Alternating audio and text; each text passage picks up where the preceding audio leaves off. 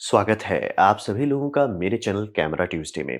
आज हम लोग बात करेंगे Hasselblad 907X and CFV 100C। Actually हम लोग CFV 100C के बारे में बात कर रहे हैं, तो ऐसे गहराई से समझते हैं।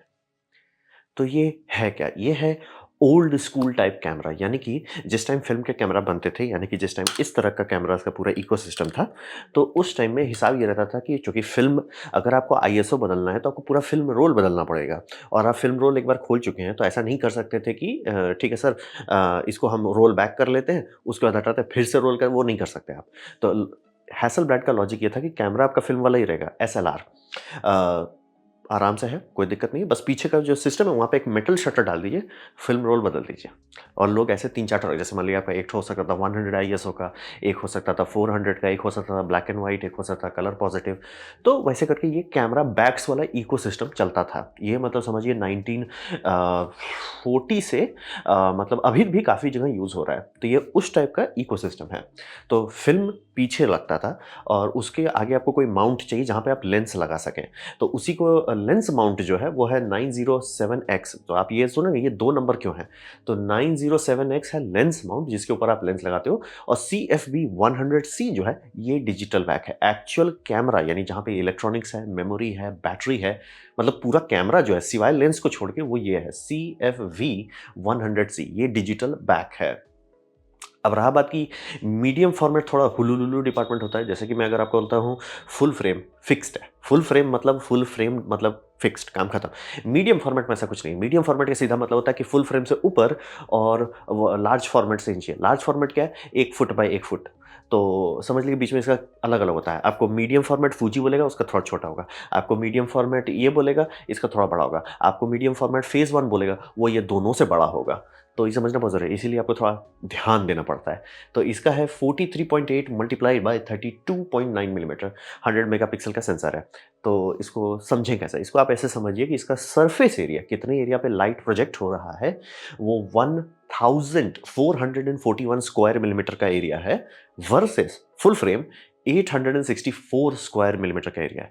तो आपका 1.6x ज़्यादा सरफेस एरिया है, यानी कि भरपुष्ट मात्रा में ये लाइट कैप्चर कर सकता है, डिटेल कैप्चर कर सकता है। और आपको ये समझना बहुत ज़रूरी होगा, अगर आप 100 मेगापिक्सल एक बड़े सरफेस एरिया पे रखते हैं, उसकी रेंडरिंग अच्छी होगी कंपेयर टू 100 मेगापिक्सल जो आपके मोबाइल फ़ोन में है।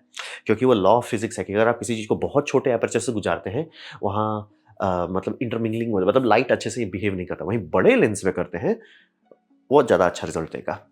तो इसीलिए अगर कोई आपको बोलता है कि 100 मेगापिक्सल को बड़ा सेंसर में बना के दो, बहुत अच्छा रिजल्ट आएगा। ये आप लोग नोटिस भी करते हो कि डीएसएलआर सब में आराम से 12 मेगापिक्सल, 24 मेगापिक्सल, और वो आराम से आपके मोबाइल फ़ोन जो 64 मेगापिक्सल उससे बेटर आता है। कारण वही है कि अगर आपका सरफेस एरिया बड़ा है, तो उसपे रिज़ॉल्विंग पावर बेटर हो जाता है।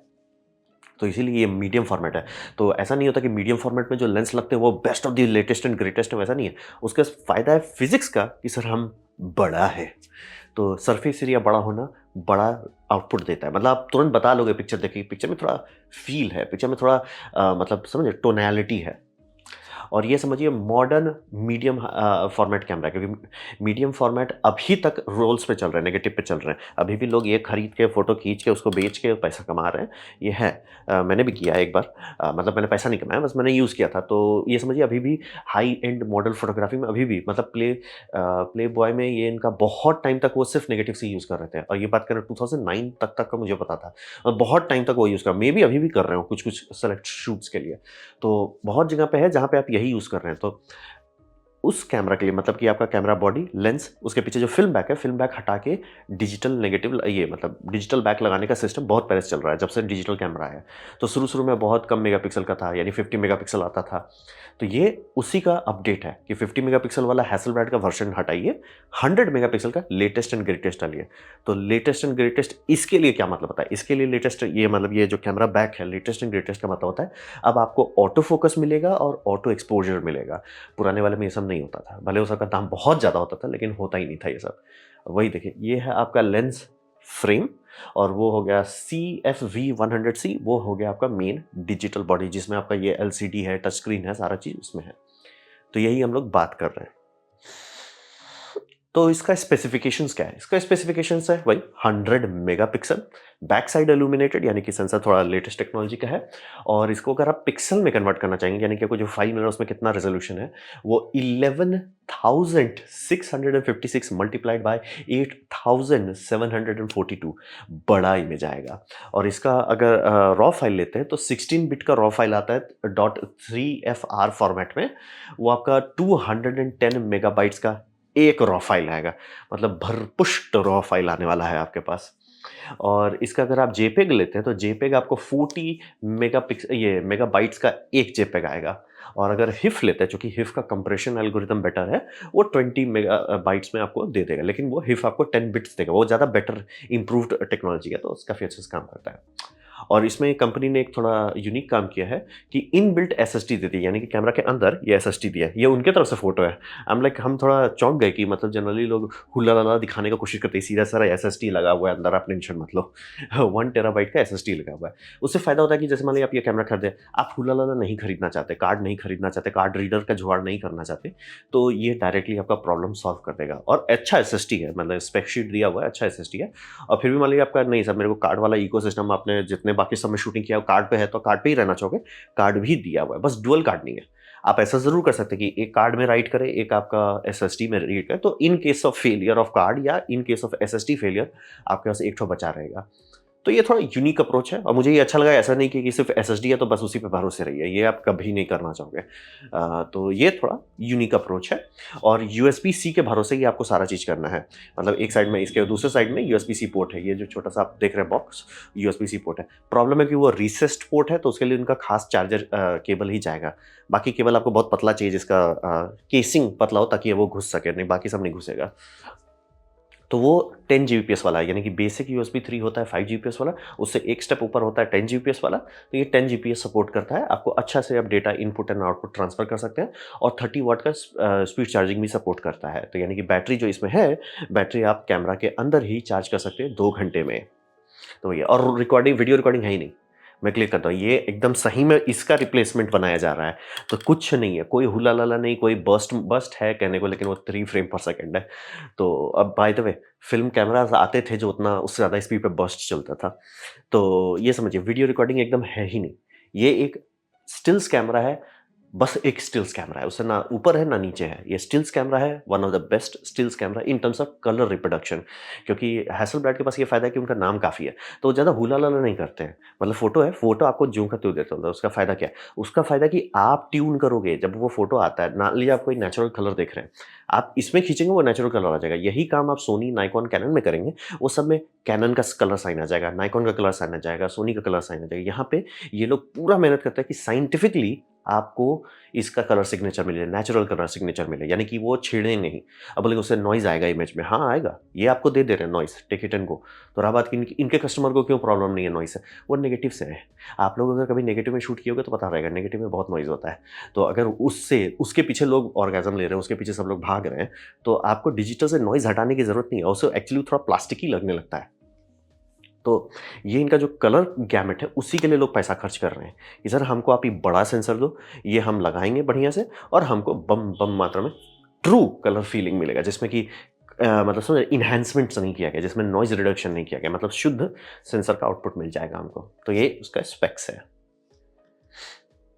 तो बात करते हैं किसके लिए है ये उनके लिए जिनके पास हैसलब्लैड का सिस्टम पहले से है। ये मैं क्लियर कर रहा हूँ, हैसलब्लैड ये 500C सीरीज बहुत साल से बना रहा है, मतलब कि अराउंड 1957 से आप बात खरीदे हो कैमरा, तो चांसेस है कि ये पीछे वाला जो बैक है नेगेटिव वाला, वो बैक हटाइए, आराम से ये डिजिटल लगा दिए, खुश रहिए, आपको नया लेंस और नहीं करना। और मैं क्लियर कर देना चाहता हूँ, कई बार थोड़ा सा हम लोग बह जाते हैं, खासतौर पर जो नए नर्ड्स हैं जो अभी घुसे हैं इस फील्ड में, कि डायनामिक रेंज, ISO, ये सब कुछ मायने नहीं रखता, रेजोल्यूशन कुछ मायने नहीं रखता, फील मायने रखता है। आराम से हो सकता है कि एक इंफीरियर कैमरा का फोटो बिक रहा है करोड़ों में, और आप उससे 10 गुना बेटर फोटो ले रहे हैं, लेकिन कोई उसके लिए पैसा नहीं देने को तैयार है। क्यों? क्योंकि फील नहीं आ रहा है। तो ये समझना बहुत जरूरी है कि एक पूरा इकोसिस्टम है जहाँ फील के लिए, इसीलिए फोटोग्राफर्स को उतना पैसा दिया जाता है। एक होता है जो आपका इवेंट फोटोग्राफर, उनको ज़्यादा पैसा नहीं मिलता। क्यों? आपको मैं किसी से भी रिप्लेस कर सकता हूँ। एक होते हैं फोटोग्राफर जिनके लिए बुकिंग की जाती है, 2-2 साल आगे तक बुकिंग करनी पड़ती है कि सर आप आओ, आप शूटिंग करो हमारी, वो सब क्यों कर पाते हैं? क्योंकि फ़ील ला पाते हैं। फ़ील के लिए वो अलग फ़ीलिंग वाले इक्विपमेंट खोजते हैं। तो उनको ये अभी भी सबका पूरा मार्केट है 50-60 हज़ार का है और अभी ब्रांड न्यू भी बनते हैं, लोग खरीदते हैं। तो ये उनके लिए जिनके पास वो इकोसिस्टम है, हैसलब्लैड में खरीदे हुए हैं और उनको ओल्ड स्टाइल शूटिंग करना है, ओल्ड स्कूल टाइप। जैसे कि मैं इसके साथ करता हूँ, ऐसे लेके ऐसे ऐसे फ़ोकस करके अरे बहुत बहुत मेहनत करना पड़ता है इसमें फ़ोकस करने के लिए। किया हूँ मैं इससे तो मुझे पता है कि वो आप फ़ीलिंग लेना चाहते हैं क्योंकि इसका भी एक फ़ायदा है, अपना एक मज़ा है। थोड़ा हूहा हट जाता है अगल-बगल वाला, तो थोड़ा मन को शांति मिलता है। आप टाइम लेके फ़ोकस कर पाते हो। तो आप वैसा एन्जॉय करना चाहते हैं तो कीजिए और आपके पास टाइम होना चाहिए हर शॉट के लिए। ये मैं क्लियर धर्र नहीं करने वाला है। ये सोनी A9 नहीं है कि धर्र कर दिया A1 सॉरी A1 मतलब कि ग्लोबल शटर है 120 एफपीएस पे चल रहे हैं वैसा नहीं है। ये टाइम लीजिए, एक-एक मतलब एक-एक शूट के लिए टाइम लीजिए। अ, तो ये कौन इकोसिस्टम में हो सकता है? मॉडलिंग जहाँ पे होता है, लैंडस्केप जहाँ पे होता है, प्रोडक्ट फोटोग्राफी जहाँ पे होता है, वो सब जगह पे आप ये कैमरा यूज़ कर पाएँगे या डिजिटल बैक कहना हो गया। तो अब बात करते हैं कंपटीशन क्या है इसका? तो कंपटीशन में समझिए ये एज़ ए टूल मैं क्लियर कर रहा हूँ, फीलिंग वाली बात नहीं है। एज़ ए टूल ये इसका प्रॉस्पेक्ट थोड़ा हल्का है, मतलब प्रॉस्पेक्ट बहुत पुअर है। मतलब इसको खरीदने का कोई खास फ़ायदा नहीं है। क्योंकि इसमें लैक ऑफ आईबस है, यानी कि आईबस है ही नहीं और इसमें कंटीन्यूअस ऑटो फोकस नहीं है। अब रहा बात की जो बहुत हाई एंड की मॉडल्स होती हैं, उनका दाम बहुत ज़्यादा होता है। उसका कारण ये होता है कि उनको वो ट्रेन्ड रहती हैं कि जब भी आप बोलो ना कि पोज़, तो वो साँस लेना रोक देती हैं, तभी जाके आप फ़ोटो खींच पाओगे। क्योंकि अगर वो थोड़ा-सा भी हिले और आप बात कर रहे हो 50 मेगापिक्सल, 100 मेगापिक्सल पे और वो सब भी इतना हाई रेज़ोल्यूशन वाले में, दिख जाएगा कि आउट ऑफ फोकस हो गया, ब्लर हो गया। तो उसी सब को सॉल्व करने के लिए मॉडर्न मीडियम फॉर्मेट में ये क्या बोलते हैं ऑटो फोकस दिया गया जो कंटीन्यूअस है ताकि मतलब ऐसे थोड़ी कोई रहता है मतलब थोड़ा-सा मैं एक्ज़ैजरेट कर रहा हूँ बट वही समझिए कि इसीलिए आप लोग मॉडल शूट को बाहर से देखिएगा तो ऐसा लगेगा ऐसा हो रहा है। वो बात ये है कि उसको सीन पे जाना है, उसके रुक जाना है, फ़ोटो खींच लेना है, उसके बाद दूसरे पोज़ में जाना है, धर्र करके करना पड़ता है। तो वो मुश्किल है, नेगेटिव में वही करना पड़ता था, लेकिन आज के टाइम में वो करने की ज़रूरत नहीं होनी चाहिए। एज़ अ टूल के तौर पे बात कर रहे हैं, आप आईबस वाला मिलता है, हैसलब्लैड का ही है, हैसलब्लैड का X2D में वो आता है और कंटीन्यूअस ऑटो फ़ोकस भी आता है, ताकि आपका वो मतलब कोई मतलब character in and out breathe कर रहा है, तो ऐसा नहीं हो कि आपने आँख पे फ़ोकस किया, थोड़ा-सा उसने साँस लिया, थोड़ा-सा पीछे हो गया, आउट ऑफ फ़ोकस हो गया। तो वो समझना बहुत ज़रूरी है कि ये आपको बहुत ज़्यादा ही फ़ोर्स कर देगा, भैया सही में नेगेटिव की तरह यूज़ करो।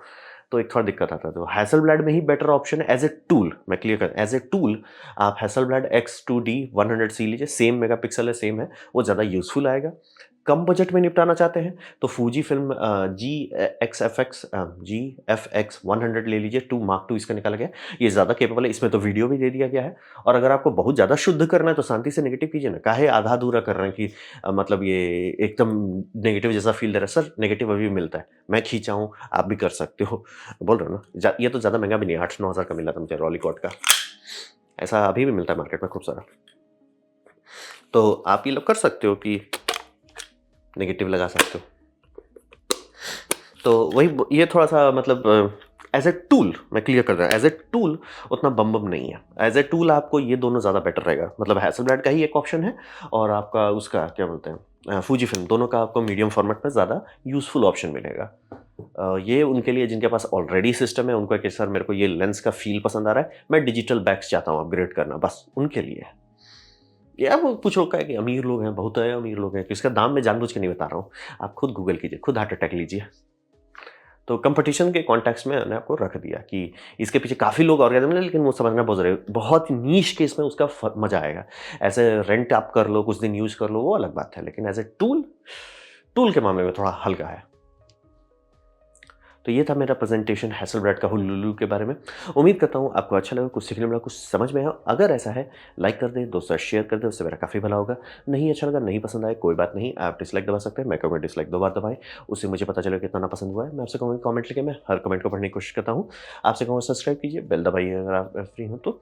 आपने मेरा वीडियो देखा, जान के मुझे बहुत खुशी हुई। धन्यवाद।